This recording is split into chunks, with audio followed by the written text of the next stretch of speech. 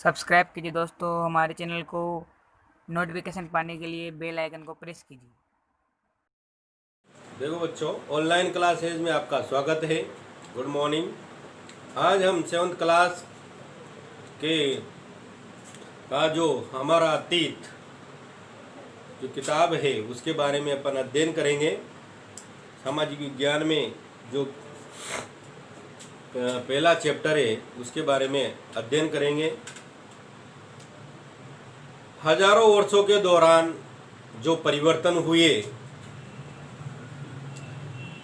कैसे परिवर्तन हुए, किन किन के द्वारा परिवर्तन हुआ, उसके बारे में अपन अध्ययन करेंगे। हमारा अतीत यानी कि बीता हुआ कल जो बीत चुका है उसके बारे में अपन अध्ययन करेंगे। बहुत पुराने समय में अरब भूगोलवेता, जो अरब देश के थे, जो भूगोलवेता अल इंद्रेसी, क्या नाम था उनका, अल इंद्रेसी ने 1154 में, कब बनाया, 1154 में, 1154 में बनाया था। जो नक्शा दिया गया 1154 में, जो अल इंद्रेसी के द्वारा जो नक्शा दिया गया उसमें पूरी दुनिया को बनाया गया और भारतीय उपमहाद्वीप को भी दर्शाता है। फ्रांसीसी मानचित्र ने 1720 में बनाया। दोनों नक्शे एक ही इलाके के हैं मगर उनमें काफी अंतर है। दोनों ने एक जैसी चीज बनाई, जिसे अल इंद्रेसी ने भी बनाया और फ्रांसीसी जो थे इतिहासकार उन्होंने भी बनाया, पर दोनों में काफी अंतर था। अल इंद्रेसी के नक्शे में दक्षिण भारत को उस जगह है जहां हम आज उत्तर भारत में ढूंढेंगे और श्रीलंका का द्वीप ऊपर की तरफ है।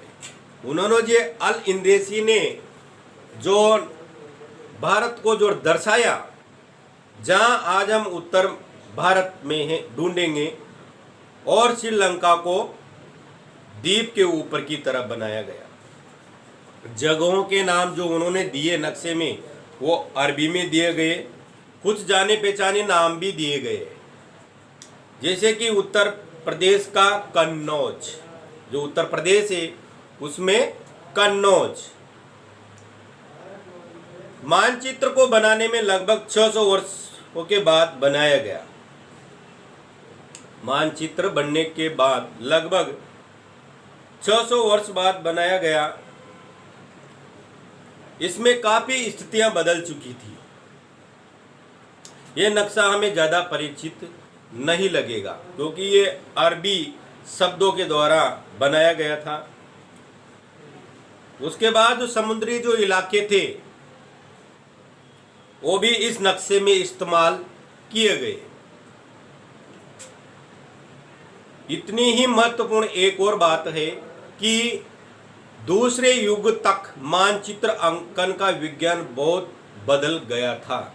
मतलब अब जल्दी से जल्दी जो बदल रहा है वो नक्शों में काफी कुछ परिवर्तन होता जा रहा है। अपन जिसके बारे में पढ़ रहे हैं उनका नाम ही परिवर्तन के बारे में ही हम पढ़ रहे हैं कि हजारों वर्षों के दौरान जो परिवर्तन होते रहे हैं वो किन किन कारणों से होते जा रहे हैं, उनके बारे में हम इस लेसन में अध्ययन कर रहे हैं। इतिहासकार जब बीते हुए युगों के दस्तावेज और नक्शों और लेखों का अध्ययन करते हैं तो उनके लिए उन सूचनाओं संदर्भों का भिन्न भिन्न ऐतिहासिक पृष्ठभूमियों को ध्यान रखना जरूरी होता है। जब उन नक्शों के बारे में, बीते हुए कल के बारे में जब वो जानकारी बताते हैं तो उनको काफी कुछ ध्यान रखने योग्य बातें पड़ती है। नए और पुरानी शब्दावली देखिए। अगर समय के साथ साथ कुछ सूचनाएं और संदर्भ में बदलती है तो भाषा और अर्थों का साथ होता है, तो भाषाएं भी बदलती रहती है। उदाहरण के लिए मध्य युग की पारसी, मध्य युग में जो भाषा चलती थी वो थी पारसी। उसके बाद आधुनिक पारसी भाषा से भिन्न है। उसके बाद जो आधुनिक जो पारसी भाषा है तो उससे वो भिन्न है। ये भिन्नता सिर्फ व्याकरण और शब्द भंडार में ही नहीं आई, समय के साथ साथ शब्दों के अर्थों में भी बदल जाते हैं। उदाहरण के लिए देखिए आप, हिंदुस्तान शब्द ही ले लीजिए, जो अपने भारत का नाम जो पहले हिंदुस्तान, अभी भी अपन हिंदुस्तान के नाम से पुकारते हैं, बोलते हैं। उदाहरण के लिए हिंदुस्तान शब्द ही ले लीजिए, आज हम इसे आधुनिक राष्ट्र भारत का अर्थ में लेते हैं। अब इसका अपन ने बदल कर क्या कर दिया, भारत। 13वीं सदी में जब पारसी के इतिहासकार मियाज, उनका नाम था मिनहाज ए सिराज ने हिंदुस्तान शब्द का प्रयोग किया था, तो उसका आशय पंजाब, हरियाणा और गंगा यमुना के बीच का जो स्थित जो इलाका है उसी को उन्होंने हिंदुस्तान का नाम दिया था। इस शब्द का राजनीतिक अर्थ में उन इलाकों के लिए इस्तेमाल किया गया। दिल्ली के सुल्तान के अधिकार क्षेत्र में जो आते थे, सल्तनत के प्रसार के साथ साथ शब्द के अंतर्गत आने वाले क्षेत्र भी बढ़ते गए, लेकिन हिंदुस्तान जो शब्द में दक्षिण भारत का समावेश कभी कम नहीं हुआ। इसके विपरीत देखिए आप, 16वीं सदी के प्रारंभ में बाबर ने हिंदुस्तान शब्द का प्रयोग उपमहाद्वीप के भूगोल, पशु पक्षियों और यहाँ के निवासियों की संस्कृति का वर्णन के लिए किया गया। यह प्रयोग 14वीं सदी के कवि अमीर खुसरो, आपने नाम सुना होगा, कवि अमीर खुसरो द्वारा प्रयुक्त शब्द हिंद ही कुछ कुछ समान था, मगर जहां भारत को एक भौगोलिक और सांस्कृतिक सत्व के रूप में पहचाना जा रहा है, वहां हिंदुस्तान शब्द से राजनीतिक और राष्ट्रीय अर्थ नहीं जुड़े थे जो आज हम जोड़ते हैं। किसी भी शब्द का प्रयोग करने में इतिहासकार बहुत सावधान रहते हैं, क्योंकि अतीत में उन शब्दों का कुछ अलग ही अर्थ थे। मतलब जो इतिहासकार कुछ शब्दों का जो प्रयोग करते हैं वो काफ़ी कुछ सावधानियां रखते हैं, क्योंकि उनका जो अतीत होता है शब्दों का, उन शब्दों के अर्थ में काफ़ी कुछ असर पड़ता है। उदाहरण के लिए विदेशी जैसा सीधा साधा शब्द ही ले लीजिए, विदेशी सीधा साधा शब्द है विदेशी। हमारे लिए आज इसका अर्थ होता है जो व्यक्ति भारतीय न हो। विदेशी जो शब्द है क्या है, विदेशी, इसका अपन सीधा सा अर्थ लगा लेते हैं कि जो भारतीय न हो उसी को अपन विदेशी कहते हैं। मध्य युग में मानो किसी गांव में आने वाला कोई अनजान व्यक्ति जो उस समाज या संस्कृति का अंग न हो विदेशी कहलाता था। मध्य युग में ऐसे बोला जाता था। दूसरे गांव से कोई व्यक्ति आ जाता था उसी को विदेशी बोल दिया जाता था। ऐसे व्यक्ति को हिंदी से में परदेशी और पारसी में अजनबी कहा जाता है। इसी शब्द को क्या कहते हैं अपन, इसी विदेशी शब्द को क्या कहेंगे अपन, जैसे हिंदी में तो परदेशी बोल देते और पारसी में क्या बोलते हैं, अजनबी। क्या बोल देते हैं, अजनबी। इसलिए किसी नगरवासी के लिए वनवासी विदेशी होता है, किंतु एक ही गांव में रहने वाले दो किसान अलग अलग धार्मिक या जाति परंपराओं से जुड़े होने पर भी एक दूसरे के लिए विदेशी नहीं होते हैं। अब जो इतिहासकार थे अपने, जो बीते हुए कल के बारे में जो अपन को बताते हैं, वो बीते हुए कल की जो खोज करते हैं वो किन किन स्रोतों के द्वारा उन खोज करते हैं, उनके बारे में अपन चर्चा करेंगे। आगे देखिए, देखो बच्चों आगे देखिए, इतिहासकारों के द्वारा कौन कौन से स्रोत काम में लिए गए खोज के लिए, जो उन्होंने हमारे अतीत को खोजा और उसके बारे में जो पता लगाया, वो किन किन स्रोतों के द्वारा पता लगाया है। इतिहासकार किस युग का अध्ययन करते हैं और उनकी खोज की प्रकृति में क्या राय है, इसे देखते हुए अलग अलग स्रोतों का इस्तेमाल किया गया, अलग अलग स्रोतों का सहारा लिया गया। उदाहरण के लिए पिछले कुछ साल आपने गुप्त वंश के शासकों और जैसे हर्षवर्धन के बारे में पढ़ा होगा। पिछली कक्षा में आपने राजा हर्षवर्धन जो था उसके बारे में पढ़ा होगा। इस पुस्तक में हम मोटे तौर पर 700 से 1750 ईस्वी तक लगभग हजारों वर्षों के बारे में पढ़ेंगे। इस काल के अध्ययन के लिए इतिहासकारों ने जिन स्रोतों का प्रयोग करते थे उनमें से आपको बहुत सी ऐसी मिलेंगे जो इस पिछले युग से वैसे ही चली आ रही है, जैसे सिक्के, शिलालेख, स्थापत्य, भवन निर्माण तथा लिखित सामग्री पर निर्भर करता है। कुछ बातें पहले से ही भिन्न थी। इस युग में प्रामाणिक लिखित सामग्री की संख्या विविध आश्चर्यजनक रूप में बढ़ी हुई है। इतिहासकार सूचनाओं के दूसरे प्रकार के स्रोतों का इस्तेमाल धीरे धीरे कम करने लगे। इस समय के दौरान कागज सस्ता होता चला गया। क्या होता चला गया? सस्ता होता चला गया। बड़े पैमाने पर उपलब्ध भी होने लगा कागज। पहले तो क्या है, केवल सिक्के, स्थापत्य, भवन, उसके बारे में इतिहासकार बीते हुए कल के बारे में जानकारी प्राप्त करते थे।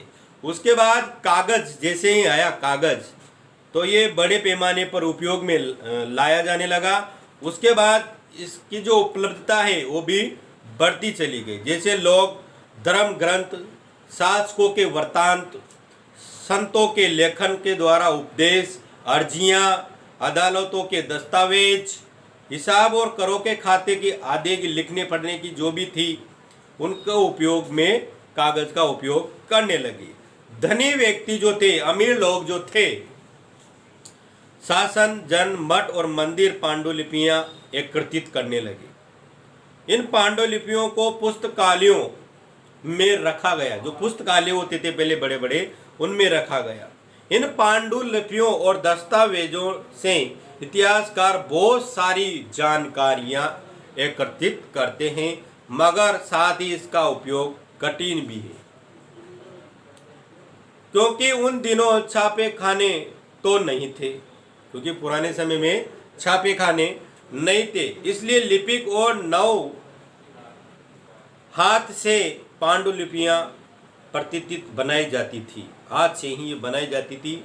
अगर आपने कभी किसी मित्र के गृह कार्य की नकल उतारी है तो आप जानते होंगे कि काम आसान नहीं है, क्योंकि उसकी जो लिपि है वो कैसी है उसके बारे में आपको पहले देखना होगा और आपको मजबूर होकर अंदाज ही लगाना पड़ता है, क्योंकि अपन दूसरे की कॉपी में जब देखते हैं तो अपन अंदाजे से, क्योंकि बहुत सी चीजें उसकी लिपि अपन को समझ में नहीं आती, तो अपन अंदाजे से ही आगे काम करते रहते हैं। आगे देखिए, अब अगर आप नए सामाजिक और राजनीतिक समूह सन 700 और 1750 के बीच हजारों वर्षों का अध्ययन इतिहासकारों ने भारी चुनौती में रखता है। मुख्य रूप से पूरे काल में बड़े पैमाने पर अनेक तरह के परिवर्तन हुए। 700 से और 1750 के बीच, कब 700 से और 1750 के बीच अनेक परिवर्तन हुए, बहुत सारे परिवर्तन हुए इतिहास में। इस काल में अलग अलग नए प्रौद्योगिक दर्शन भी होते चले गए, नई नई टेक्निक भी आती चली गई। सिंचाई में रहट, कताई में चरखे, युद्ध में आग्नेय शास्त्र, बारूद वाले हथियार इस्तेमाल होने लगे। अलग अलग तरीके के कई इतिहासकारों ने कई शास्त्रों का वर्णन किया गया है। इस उपमहाद्वीप में कई तरह के खान पीन में आया। आलू, मक्का, मिर्च, चाय, कॉफी आदि सभी चीजों का आविष्कार होता चला गया। परिणाम स्वरूप ये काल आर्थिक, राजनीतिक, सामाजिक, सांस्कृतिक काफी परिवर्तन हुए। तीनों में, आर्थिक में भी, राजनीतिक में भी, सामाजिक में भी, इन सब और सांस्कृतिक में भी काफी कुछ परिवर्तन होते चले गए और गतिशीलता भी आगे बढ़ती हुई चली गई। अवसर की तलाश में लोगों के झुंड दूर दूर यात्रा करने लगे। आगे इतिहासकारों ने बताया कि आगे की खोजबीन में लोग दूर दूर तक यात्रा करने लगे। इस उपमहाद्वीप में अपार संपदा और अपना भाग्य गढ़ने के लिए अपार संभावनाएं मौजूद थी। जो भारत उपमहाद्वीप है उसमें काफ़ी कुछ संपदाएं और अपना भाग्य बनाने के लिए काफ़ी लोग यहाँ पर यात्राएं और इसकी खोजबीन के लिए आते चले गए। इस काल में जिन समुदायों का महत्व बढ़ता गया उसमें एक समुदाय था राजपूत। क्या था? राजपूत। राजपूत अर्थात राजा का पुत्र से निकला हुआ शब्द है। राजपूत क्या है? राजा का पुत्र, उससे निकला हुआ एक शब्द है। 8वीं से 14वीं सदी के बीच ये नाम आमतौर पर योद्धाओं के उस समूह के लिए प्रयुक्त होता था जो क्षत्रिय वर्ण के थे। ये जो राजपूत जो शब्द जो प्रयोग में लाए गए ये योद्धाओं के लिए या क्षत्रियों के लिए प्रयोग में लाया गया। राजपूत शब्द के अंदर केवल राजा और सामंत वर्ग नहीं बल्कि वे सेनापति और सैनिक भी आते थे जो पूरे उपमहाद्वीप में अलग अलग शासकों की सेनाओं में सेवारत थे। उसके बाद कवि और चारण राजपूतों के आचार संहिता, प्रबल पराक्रम, स्वामी भक्ति का गुणगान करते थे। इस युग में राजनीतिक दृष्टि से महत्व शामिल करने के अवसरों को लाभ मराठा, सिख, जाट, अहोम, कायस्थ काफी कुछ जातियों के बारे में जानकारी मिलती है। अब आगे देखिए आप, इस पूरे काल के दौरान क्रमशः जंगलों की कटाई भी होती रही। खेती के इलाका भी बढ़ता जा रहा है। कुछ क्षेत्रों में ये परिवर्तन अन्य क्षेत्रों से अपेक्षा अधिक तेजी से बढ़ता जा रहा है और ये धीरे धीरे परिवर्तन होता जा रहा है। देखिए बच्चों, अब इसके जो ये लेसन है इसके बारे में अपन कल अध्ययन करेंगे। आज जो मैंने पढ़ाया उसके बारे में आप घर पे इसको पढ़िए। धन्यवाद।